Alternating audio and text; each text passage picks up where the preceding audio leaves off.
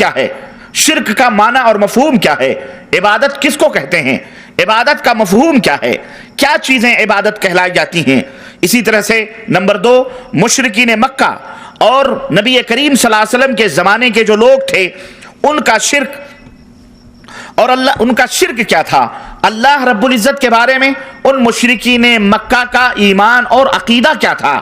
وہ کفار جن میں نبی کریم صلی اللہ علیہ وسلم نبی اور رسول بنا کر کے بھیجے گئے، ان کا عقیدہ کیا تھا۔ قرآن کریم کی آیات کی روشنی میں انشاءاللہ تبارک تعالیٰ میں ان کے عقیدوں کو آپ کی خدمت میں رکھوں گا۔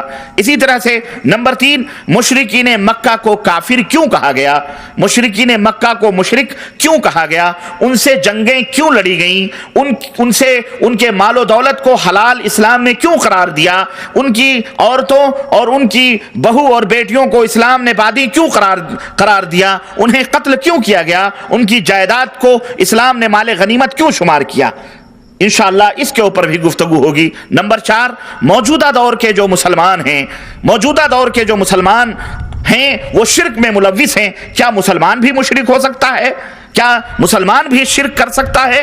اس شبہے سے انشاءاللہ تعالی میں پردہ اٹھانے کی کوشش کروں گا۔ نمبر 5، پچھلے زمانے کے جو لوگ ہیں ان کا شرک کیا تھا، وہ کیا اعمال کرتے تھے جسے اللہ نے شرک قرار دیا ہے۔ کیا وہ صرف مورتیوں کی پوجا کرتے تھے، کیا وہ صرف بت بنا کے پوجتے تھے، یا کچھ اور بھی چیزیں تھیں جن کی وہ پوجا اور پرستش کرتے تھے؟ اسے ہم قرآن کریم کی آیات کی روشنی میں انشاءاللہ آپ کی خدمت میں رکھنے کی کوشش کریں گے۔ اسی طرح سے نمبر 7، بت، پیڑ پودے، شجر حجر، انبیاء اولیاء فرشتے، قرآن سے ان سب کی دلیلیں انشاءاللہ تعالی وہ جو پوچھتے تھے ہم آپ کی خدمت میں رکھیں گے۔ اور نمبر 8، وہ ان چیزوں کے ساتھ کون سے اعمال کرتے تھے، کیا کام کرتے تھے جسے اللہ عز و جل نے عبادت قرار دیا ہے، اور بتلایا یہ عمل کرنے سے، یہ حرکت کرنے سے عبادت میں یہ چیز شامل ہوتی ہے۔ اللہ رب العزت کی فضل اور اس کی توفیق سے انشاءاللہ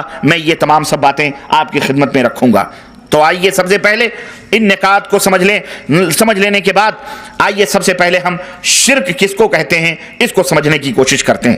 میرے عزیز، میرے دوست، اللہ آج ذہنوں اور دماغ میں یہ بات بیٹھی ہوئی ہے کہ شرک صرف ان باتوں کا نام ہے کہ کسی بھی چیز کو، کسی بھی دیوی کو، کسی بھی دیوتا کو، کسی پیڑ کو، کسی پودے کو اللہ کے برابر قرار دے دیا جائے، اللہ کا ہمسر قرار دے دیا جائے، یہی شرک ہے۔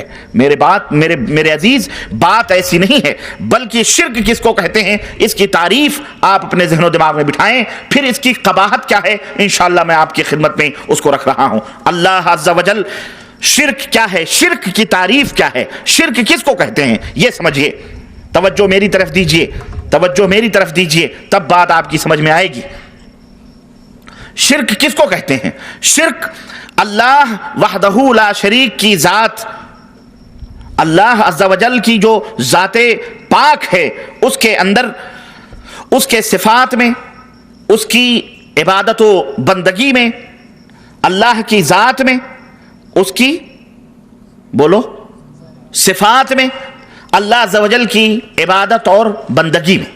ایک تو اللہ عز و جل کی ذات ہے، دوسرا اللہ عز و جل کے صفات ہیں، اس کے اسماء اور صفات ہیں، اور تیسری چیز وہ کارکرم، وہ اعمال جو ہم کرتے ہیں اللہ عز و جل کی بندگی کے لیے، وہ عبادات، اللہ عز و جل کی الوہیت جو ہے، عبادات جسے ہم عبادت کہتے ہیں، جسے ہم بندگی کہتے ہیں، ان تینوں چیزوں میں کسی ایک کے ساتھ کسی بھی مخلوق کو، چاہے وہ مخلوق بڑی سے بڑی کیوں نہ ہو، چھوٹی سے چھوٹی کیوں نہ ہو، ذرہ کیوں نہ ہو، اور کوئی نبی یہ مرسل کیوں نہ ہو، کسی کو بھی شریک کرنا، کسی کو پارٹنر بنانا، کسی کو بھی ساجی بنانا، یہ کیا کہلاتا ہے؟ شرک کہلاتا ہے۔ کسی بھی مخلوق میں ما فوق